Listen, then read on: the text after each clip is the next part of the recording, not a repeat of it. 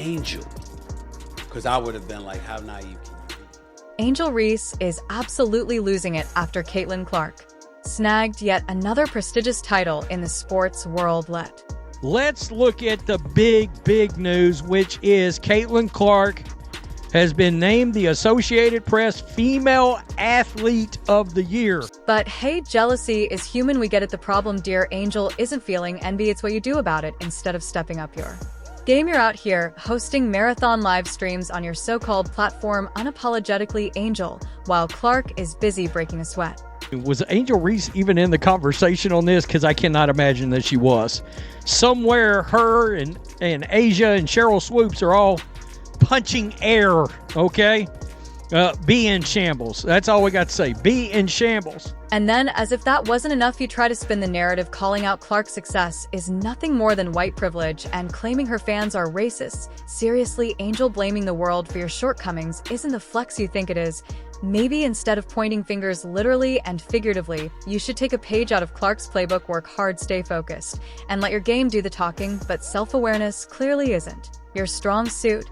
And then, as if that wasn't enough, you try to spin the narrative calling out Clark's success is nothing more than white privilege and claiming her fans are racist. Seriously, Angel, blaming the world for your shortcomings isn't the flex you think it is. Maybe instead of pointing fingers literally and figuratively, you should take a page out of Clark's playbook, work hard, stay focused, and let your game do the talking, but self-awareness clearly isn't your strong suit. And then, as if that wasn't enough, you try to spin the narrative calling out Clark's success is nothing more than white privilege and claiming her fans are racist. Seriously, Angel, blaming the world for your shortcomings isn't the flex you think it is. Maybe instead of pointing fingers literally and figuratively, you should take a page out of Clark's playbook, work hard, stay focused, and let your game do the talking, but self-awareness clearly isn't your strong suit.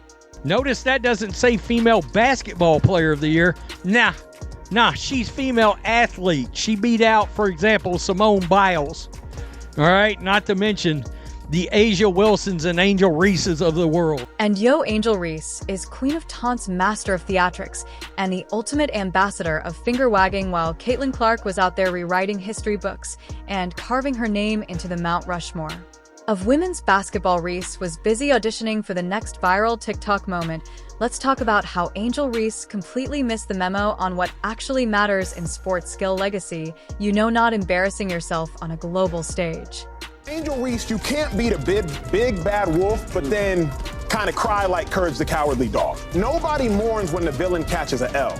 And Angel Reese, you have self-proclaimed. Caitlin Clark didn't just dominate 2024, she obliterated it. Time Magazine's Athlete of the Year. That's a mic drop moment for the first WNBA player to snag it since the award's inception in 2019 and her rookie season. Let's just say it was so good that even basketball purists probably had to check their stats twice. Over 27 points per game, leading the league and scoring, breaking more than 60 records. Clark wasn't just good, she was transcendent. Meanwhile, what was Angel Reese doing? Oh right, reliving her 15 minutes of fame from a year-old championship game, where her antics overshadowed the actual victory. Because why celebrate your team win when you can turn the spotlight on yourself? Even Cheryl Swoops had to accept this.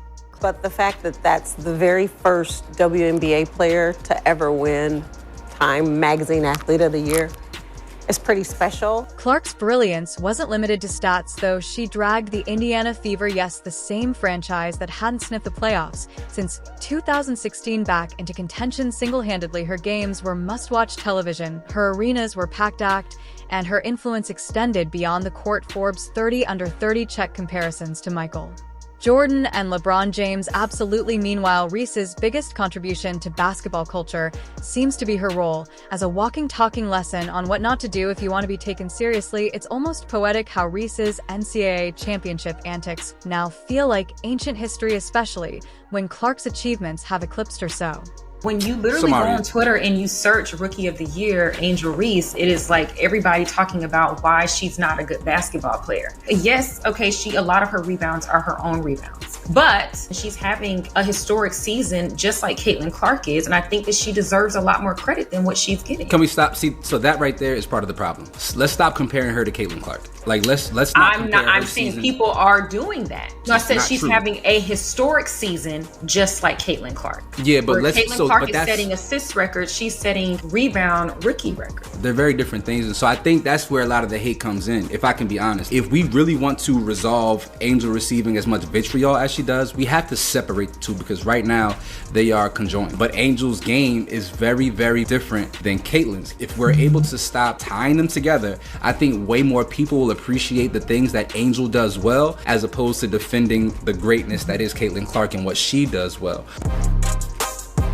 These two athletes couldn't be clearer. Clark lets her game do the talking. She doesn't need to wag fingers or wave imaginary rings because her numbers and accolades speak volumes. Reese, on the other hand, seems stuck in a loop, desperately trying to stay relevant with theatrics that feel more forced by the day. It's almost tragic how Reese's viral moment has aged like milk left out in the sun, while Clark's brilliance shines brighter with every passing accolade. And let's talk about Grace under pressure. When Angel Reese was throwing shade, Caitlin Clark stayed focused, stayed humble, and delivered performances that left the sports world in awe. Meanwhile, Reese has spent more time trying to craft her brand than refining her game. It's like watching someone try to decorate a house on a crumbling foundation, flashy on the outside, but no substance to back it up. Social media, it had a field day with this one: the memes, the roasts, the brutal comparisons. It's clear that public opinion isn't exactly Team Reese anymore. People love a good clapback, sure, but not when it comes at the expense of authenticity and skill. Clark's respect is universal, earned through hard work and unmatched talent. Reese's fame feels like a cheap knockoff, loud, attention-grabbing, but ultimately hollow. And the hits just kept coming. Reese's loyal fans tried their best to mount a defense, shouting double standards and racial bias from the rooftops, but those arguments crumbled faster than Reese's credibility, because Clark's dominance doesn't need defending. She didn't just win awards for optics, she earned them Rookie of the Year, All WNBA, First Team, Fourth in MVP voting, and over 60 records shattered in a single season. That's not just winning, that's redefining greatness. Reese's fans may want to make this about bias, but the reality is simple: Clark is the benchmark. Ree, on the other hand, looks like she's clinging to controversy because she's got nothing else. Are you kidding me? As Female Athlete of the Year, oh, the wokes will be in shambles. Let's talk about what Clark did in her rookie season, because it's nothing short of legendary. Her game is a masterclass in domination, insane three-point range, laser-sharp assist, and court vision. So good, it's practically X-ray vision. Women's basketball has never seen this kind of spotlight before, and it's all thanks to her. And the best part, she's using her platform to lift others, especially Black women in sports. Caitlin Clark is a trailblazer both on and off the court, while Reese has been strangely silent about all this. For someone who thrives on being loud and controversial, Reese's quietness now says it all. Even she knows there's no competing with Clark's level of, when you're talking about, athlete, you're talking about her college run. Yeah, the run she had last year. Her college run into a rookie year to now, to date. Yeah. Yeah, the women's college tournament, I believe, all the eyes she brought to the league this year. Yeah, outperforming the men's. Oh, shit, yeah. But let's not pretend Reese hasn't tried to shift the narrative. She launched her podcast, Unapologetically Angel, which honestly feels more like a desperate attempt at damage control than a genuine venture. Reese is struggling to find anything to keep her name relevant. The problem is no one cares about Reese's podcast or her latest publicity stunts, because all they remember is the finger-wagging Clark. She doesn't need gimmicks. Her legacy is tied to her performances, her humility, and her ability to elevate the game. Reese's legacy, by contrast, is tied to a fleeting viral moment that the internet has already turned into a running.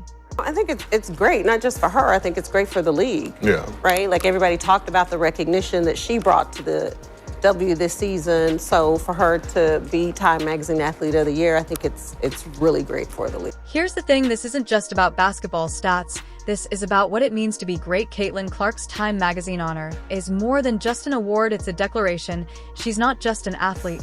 She's a generational talent, a movement, a pioneer. And then there's Reese, who for all her talent feels trapped by her own Antics, the contrast between their paths is almost Shakespearean. Clark's journey is rooted in excellence and humility, while Reese's is mired in controversy and theatrics. It's like watching a masterclass in how to handle success versus a crash course and what not to. Who has a new weekly podcast called Unapologetically Angel. Because I would have been like, how naive can you be? But she is young. She's only 22. And the reality is the scrutiny that she's been subjected to is inexcusable, it's egregious, it's disgusting, it's wrong. Even the broader implications of their rivalry are telling. Clark is universally respected not just for her game, but for her grace. She's changed the narrative of women's basketball, drawing comparisons to legends like Jordan and LeBron. Meanwhile, Reese is stuck trying to balance the scales with a brand built on finger-wagging and trash-talking. The gap between the two isn't just wide, it's a canyon.